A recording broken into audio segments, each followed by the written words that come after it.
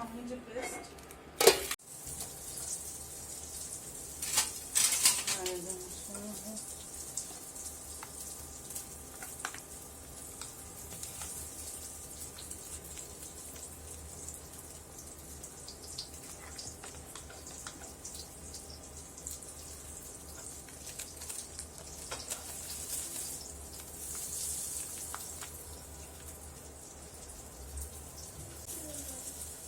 Noodles রান্না করো?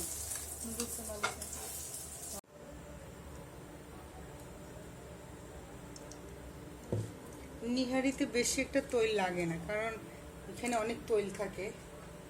আর যেটা বলতেছি, আমি এখানে চালের গুঁড়িটা গুলে তারপর দিয়েছি। আপনারা ইচ্ছে করলে এটা ময়দা আটা একটু হালকা তাওয়া টেলে নেবেন, তৈল ছাড়া খালি টেলে নেবেন।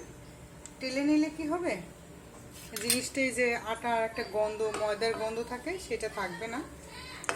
আর হোটেলের স্টাইলের করতে গেলে আপনারা একটু দুধ আর পাউরুটি, হ্যাঁ, দুধ পাউরুটিটা গুলে তারপর দিতে পারেন, তাহলে সেই মজা হয়। যেহেতু আমার ঘরে পাউরুটি নেই, আমার ঘরে বাচ্চারা খেতে চেয়েছে, তাই তাড়াহুড়ো করে আর কি জিনিসটা করা হচ্ছে। আর আমার অনেক দিদি মানে এখানে মিসিং আছে, ওই জন্য আপনাদেরকে বলে দিচ্ছি। এখানে পাউরুটিটা দুধে ব্লান্ড করে বা দুধে ডুবিয়ে রাখবেন, তারপর আপনারা নিহারির দুধে দিবেন। হোটেলে কিন্তু ধরেন এই যে কী বলে এটাকে স্যুপ বানায়, তারা কিন্তু পাউরুটিটা এরকম দুধে গুলিয়ে তারপর দেয়।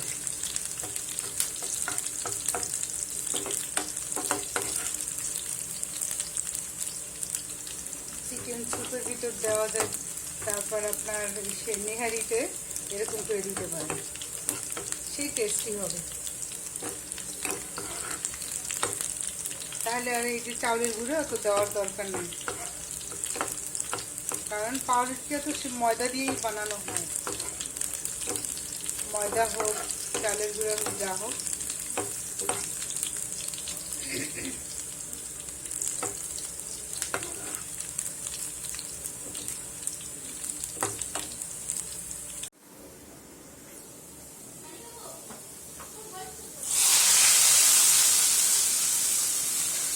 সরি গাইস, আমার হাত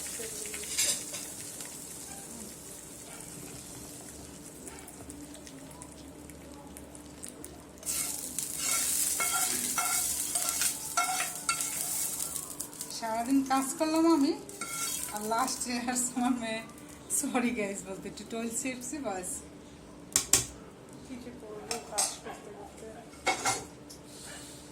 এখানে একটু ধনে পাতা আদা কুচি দিয়ে সাজিয়ে নিতে পারেন। আর আমার ঘরে বাচ্চারা আদা কুচি দেওয়াটা পছন্দ করে না।